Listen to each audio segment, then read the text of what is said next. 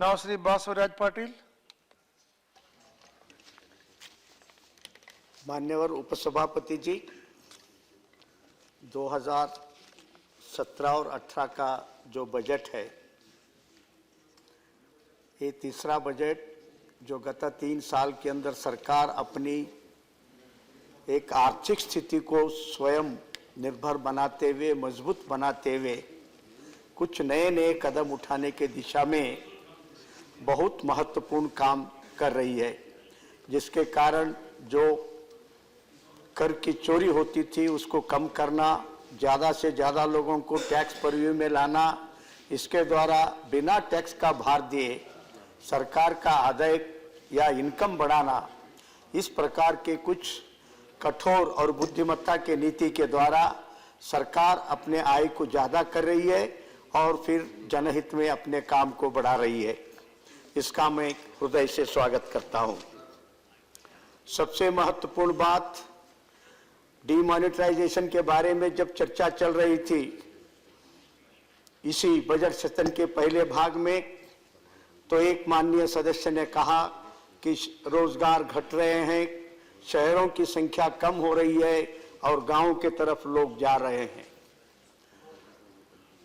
मेरे को तो ये सुनकर मन में बड़ा संतोष हुआ कि लोग गांव के तरफ जा रहे हैं और मनरेगा आदि योजना के अंदर जो पहले जितना निगदित धन था उसका कई हजार करोड़ रुपए बढ़ाकर उस काम की सरकार ने महत्ता दी, जिसके कारण आज गांव के तरफ लोग जाएंगे तो देश अंदर से मजबूत होगा। इस दृष्टि से मैं ये विनती करूंगा आदरणीय मंत्री जी से, अभी तक जैसे फसल बीमा योजना लिया गया है उसी प्रकार पानी की मात्रा को बढ़ाने के लिए कुआं और बड़े बड़े टैंकों का शुद्धिकरण की जो एक बहुत बड़ी योजना बनी है और गांव के कई आवश्यकताओं को पूर्ति करने की दृष्टि से जैसा माइक्रो इरिगेशन के लिए 5,000 करोड़ रुपए रखा गया है, तो ये कुछ एक प्रकार से सरकार की दृष्टिकोण गांव और किसान और खेती और वहां का वाटर रिसोर्स बढ़ाना और उनकी आर्थिक स्थिति ठीक करना, इस दिशा में जो महत्वपूर्ण काम सरकार ने लिया है, मैं उसे अपने हृदय से स्वागत करता हूं। क्यों कि अगर गांव बचेगा तो दिल्ली बचेगी, गांव नहीं बचेगा तो देश नहीं बच सकता है, किसान बचेगा तो दिल्ली बचेगा, नहीं तो दिल्ली नहीं बच सकती है। इस दिशा में और भी अधिक ध्यान गांव के तरफ सरकार दे, ये मैं सरकार से विनती करता हूं। जहां तक सरकारी जो कर्मचारी होते हैं, हमारी सरकार ने बजट के समय या चुनाव के समय एक वायदा की थी कि उनको 5 लाख तक छूट देना चाहिए। उस दिशा में सरकार ने कुछ कदम आगे बढ़ाए हैं, कुछ पैसे की छूट दी है, फिर भी कहीं ना कहीं सरकारी कर्मचारियों के मन में सरकार हमारे बारे में जितना सोचना चाहिए था उतना नहीं सोचा है। ये जो वादा किया गया है उसको 2019 से पहले अगर सरकार पूर्ति करेंगे, क्योंकि वो सैलरी से पैसे लेते हैं, चोरी कर ही नहीं सकते हैं अन्य लोगों के जैसा। इसके कारण जो ईमानदार है उसकी ईमानदारी बनाए रखने की दृष्टि से उन्हें जो सरकार ने वादा की है उसे अक्षरशः जारी करना चाहिए, मैं ये सरकार से विनती करता हूं। साथ ही साथ आप तो रेल और जनरल बजट दोनों एक हो गए हैं, लेकिन पुराने रेल मंत्री ने कहा था कि अब हम कोई नई योजना का घोषणा नहीं करेंगे, लेकिन पुराने जितने काम है उसको पूरा करेंगे। जैसे कर्नाटक में मेरा जिला है गुलबर्गा, वहां रेलवे डिवीजन की घोषणा की गई, 40 एकड़ जमीन कर्नाटक सरकार ने भारत सरकार रेल मंत्रालय को दिया, लेकिन जिस गति से काम का प्रगति होना चाहिए, कहीं नॉमिनल 1 करोड़ रुपए रखा जाता है और काम नहीं बनता है तो लोगों की मन में सरकार के प्रति श्रद्धा कम होती है। इन चीजों को ध्यान में रखकर वैसा ही गुलबर्गा और बीदर का रेलवे लाइन मार्च के अंदर जोड़ने की बात की गई थी, मार्च समाप्त होने आया है लेकिन वो गाड़ी चालू होने की अभी कोई संकेत नहीं दिख रहे हैं। इस दिशा में सरकार तीव्र गति से सोचना चाहिए। वहां के लोग बड़ी आशा से सरकार की तरफ देख रही है और मेरा सरकार इस दिशा में निश्चित ठोस कदम उठाएगा, ऐसा मैं मान के चलता हूं। साथ ही साथ मेरे कुछ महत्वपूर्ण बात नीति आयोग जब सरकार ने बनाया है, कुछ महत्वपूर्ण बात उसके साथ साथ सरकार की होना चाहिए। इस दिशा में कुछ ठोस सरकार की नीति बनना चाहिए। विशेषकर मैं एक बात को इस हाउस के द्वारा सरकार का जो ध्यान में लाना चाहता हूं वह ये है, ये जॉब यानी नौकरी ऐसा अर्थ होता है। दुर्भाग्य से मैं जहां तक समझता हूं, साक्षात सृष्टिकर्ता भगवान भी धरती पर चले आए तो 100 में 8 से ज्यादा लोगों को नौकरी नहीं दिया जा सकता है। लेकिन एक सामान्य व्यक्ति से लेकर ऊपर से बड़े स्थान पर बैठे हुए व्यक्ति भी जॉब कर कर एक प्रकार हमारी देश की युवा रास्ते से भटक गए हैं, नौकरी के पीछे जाकर अपनी जवानी बर्बाद कर रहे हैं। तो कहीं न कहीं इस नौकरी और जॉब शब्द से इवन एम्प्लॉयमेंट यह शब्द भी यूज करना अपने देश के लिए शायद घातक होगा, क्योंकि साइकोलॉजिकल शब्दों का परिणाम इतना खतरनाक होता है, फिर वो आदमी अपना साहस छोड़कर उसके पीछे भागता है। 12 लाख लोग आईएएस के लिए बैठते हैं, 900 लोग पास होते हैं।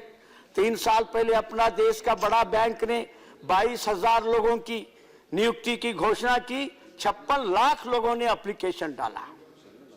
तो कहीं ना कहीं आवश्यकता से अधिक लोगों को मालक बनाना अच्छा है कि नौकर बनाना अच्छा है।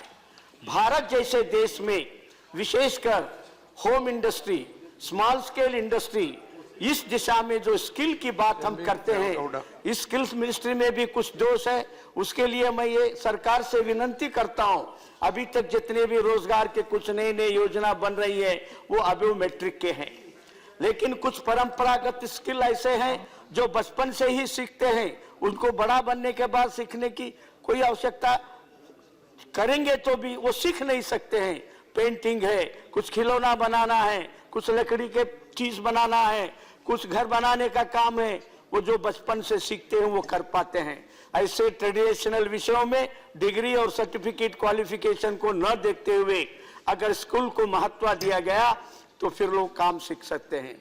दूसरी सबसे बड़ी बात मैंने देखा कि रोजगार के नाम पर जो बड़े बड़े इंडस्ट्री में अप्रेंटिसशिप में चले जाते हैं, लगभग हर साल 90 लाख लोग अप्रेंटिसशिप में चले जाते हैं, लेकिन शायद उसमें 5 लाख लोगों को भी काम नहीं मिल पाता है। फिर बाकी का आधा पैसा लेकर फिर वो बेकार होकर समाज के लिए समस्या बन जाते हैं।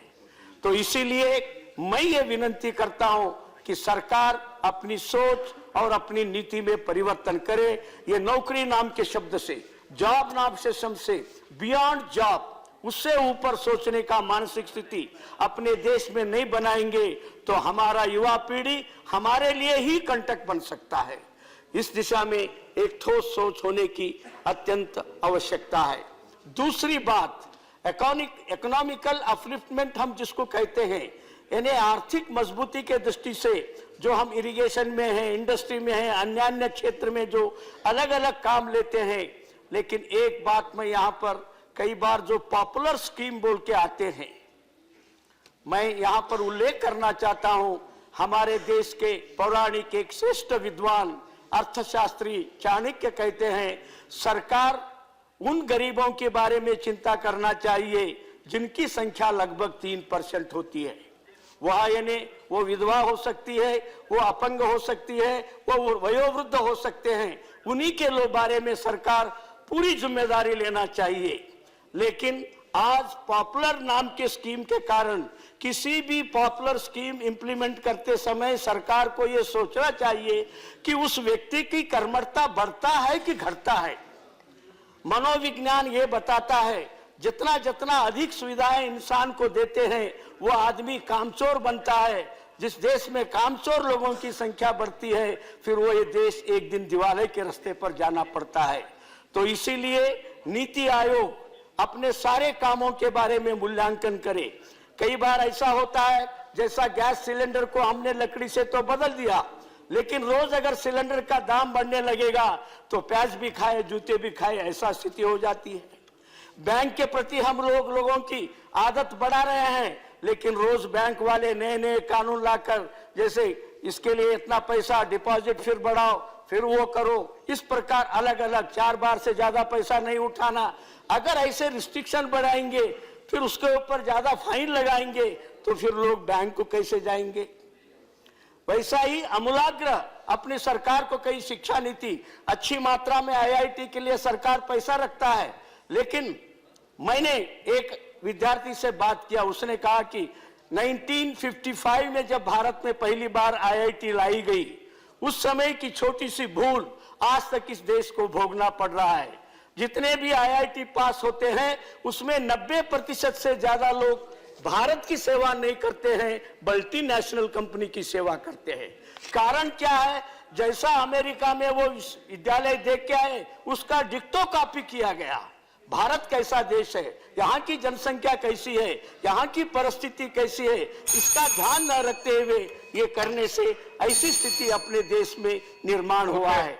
तो इसीलिए कुछ चीजों के बारे में नीति आयोग स्वयं विशेषकर सोचे और एक नया दिशा में अपने देश को एक अर्थनीति देने का एक प्रयास अपने वित्त मंत्रालय के द्वारा होना चाहिए।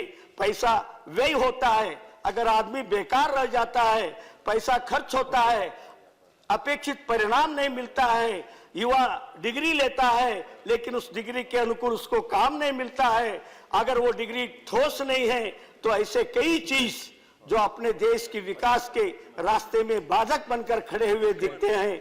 मैं वित्त मंत्रालय को नीति आयोग के द्वारा ऐसा कोई समग्र चिंतन होना चाहिए ताकि स्वास्थ्य, शिक्षा और उद्योग, ये 3 महत्वपूर्ण क्षेत्र है, इन क्षेत्रों के बारे में मूल्यांकन करके एक विशिष्ट रूप से देश की विकास की अगले बजट के समय नीति बनेगी, तो वो लंबे समय के लिए राष्ट्र को हितकारी बनेगा।